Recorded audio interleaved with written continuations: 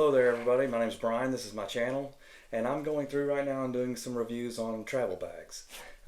Previously did a review on the packed travel bag version 1, and I am going to do the Patagonia MLC 30 at this point. So I have used all these bags fairly extensively, so I'm able to provide some decent remarks on them and what worked and what didn't for me. So anyway, starting off, this is the Patagonia MLC 30. This has been a great bag. I've actually used this several times to go when we go to St. John or in the Caribbean and you only want to carry one bag. You don't want to carry a big suitcase because of, you got to get on boats to transfer in between islands and all the water and things like that. So this has been a pretty good bag for that. It is on the smaller side. It's obviously, as the name states, it's advertised as a 30 liter, and it feels like a 30 or just smaller than.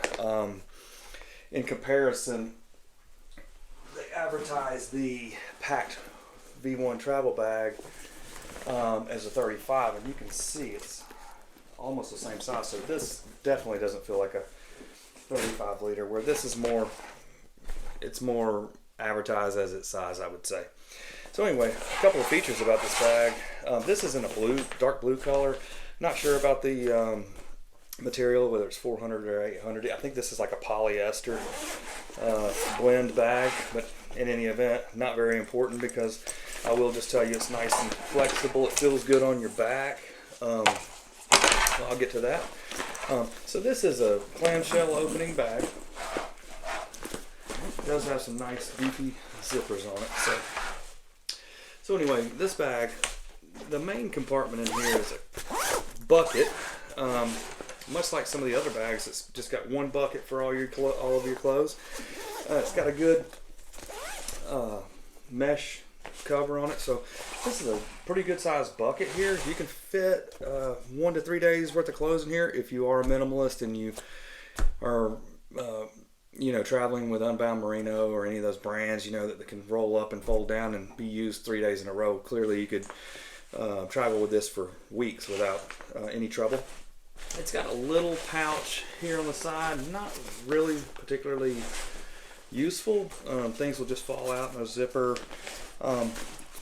So you'll notice this too. I want to come back to it, but you'll notice like this pocket you see here, this kind of eats into the storage. I'm a big stash pocket person, so as you can see, if you load this stash pocket up like I normally do, AirPods, phone, whatever you're carrying to grab quickly on the airplane, it does eat into your storage a little bit here. So just know that. The mesh top does do pretty good for me. I use packing cubes most of the time, but if you don't and you pack this pretty heavy, pack it pretty decently heavy, this will provide enough compression on it where your clothes won't tend to move around all that much. But it does have that. Flip the bag around here. It's got this pocket that's kind of kind of for privacy, I guess, and you can. It's all like rain jacket material, so you could put toothbrushes and toothpaste, and if you have any kind of residue that gets off on the bag, it's easy to clean up, super easy. So this has got pretty decent volume, enough for a pair of headphones or your toiletries.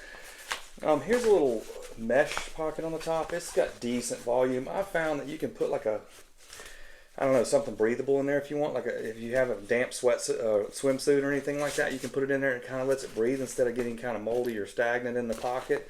So that's pretty good for that. All of these zippers are really nice. These YK, I'm trying to see if they're YKK or not. They just are really nice zippers, and I've used them pretty hardcore, so they have responded really well to abuse. Anyway, that's the inside of the bag. I'm going to close this back up.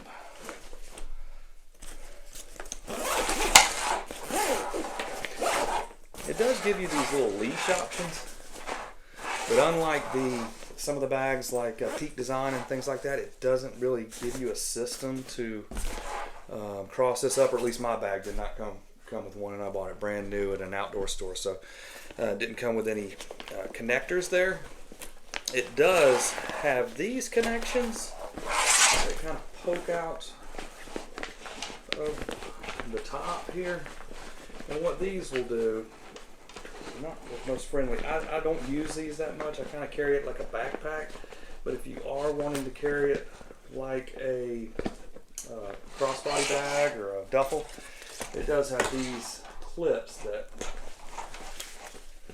can be utilized and carried more like a duffel, kind of like a side bag. So that's pretty nice. Never have used that. This strap actually doubles as a strap for your waist, so it can feed through the back of the bag here if you like it to, and double as a waist strap. So if you're on a long adventure, your pack gets heavy. So that's really the good thing. I leave it off. I use it like a backpack. So that being said, here's your backpack straps. They're pretty nice. Never had really a problem with it feeling uncomfortable. It's got some loops here where you can attach a carabiner, water bottle, whatever, and then a little chest strap here that is movable. It slides up and down. The water bottle pocket's awesome. It can hold whatever bottle you want in it. Just know this: the thicker the water bottle you put in here, it does eat into the storage a little bit. Again, I find that like a 20 or 30 ounce water bottle fits in here best without intruding into the storage too much. You do have some more loops here where you can attach carabiners and cameras or whatever you'd like. The back padding is super supple. It's very nice on the back. I haven't found that my back has gotten super hot or sweaty with this on. Although it's not the most breathable feeling material, it does a pretty good job. You got a strap back here if you want to carry it through the airport like this. The straps, by the way, too, can they come apart here, and they can be tucked into the bag like so if you're wanting to carry it with the included strap like I was showing you before. So you do have that option, and that's pretty nice if you are wanting to carry it in a briefcase style mode or either with the strap. So you can do that. One more big thing before I get on to the stash pocket is the inclusion of the laptop sleeve. So this is this is probably the best part of the bag. I'm going to be honest. This has a place, maybe a battery charger here. It's about as deep as your hand, but it's got a little top on it here that keeps everything. Some pen holders, some flexible mesh pockets here for odds and ends. You have another mesh pocket down here that can store chargers, cables, whatever. So this has just really been great. You got a little key lanyard here, kind of cheap. It's like a little plastic clasp, but I don't know, don't really find myself using that much anymore. I use it for tools and things like that, like knives and stuff, but then when you're flying you can't have it, so I really don't end up using that often. I guess it's good for keys. And then on the laptop side, this is the best part. So this is what's missed on a lot of bags. And so you've got a great laptop sleeve on here that fits like a 13 to 15 inch laptop. You may be able to fit a, let's see, this is an iPad, or I'm sorry, an iPad Pro.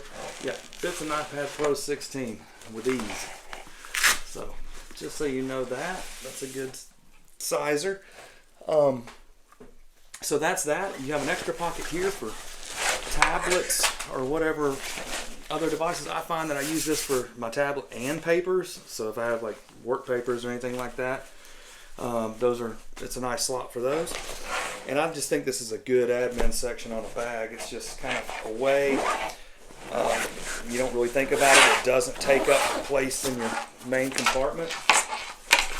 And then the stash pocket on top that I was talking about. So this is a pretty cavernous spot. It's about, I guess it's about that deep, and a lot of stuff can fit in here. Your extra straps. If you do buy some straps for the front, your phone, earbuds. I don't think that it would really be big enough to fit a pair of AirPod Maxes or anything like that, but your regular go-to stuff on the plane, battery pack and battery bank and things like that, probably be good for there. It's got this nice seatbelt material strap on here. And you also have one on the side, like I showed you before, if you're carrying it more of a briefcase mode. On this side, you didn't get one because of the water bottle holder, which I'll take because I love a water bottle holder. But other than that, a pretty well-rounded bag. Like I said, I probably use this one more than any of my other ones, but I'm not completely sold on it. I still think that it needs a little bit more usable volume. That's why I've kind of shifted to like a more of a 45 liter bag if I'm carrying as my only carry-on and only travel bag. So in any event, I just wanted to show you this bag. These retail for around $199. I got this one from an outdoor store, but they sell, you know, Patagonia has them online. I believe Amazon has them. So this is the Patagonia MLC 30, and that's my review on it. Thanks for stopping by, and if this review helped you make any decisions on bags or decide not to purchase this bag, drop a comment below and give a like to the channel. Thank you. Bye.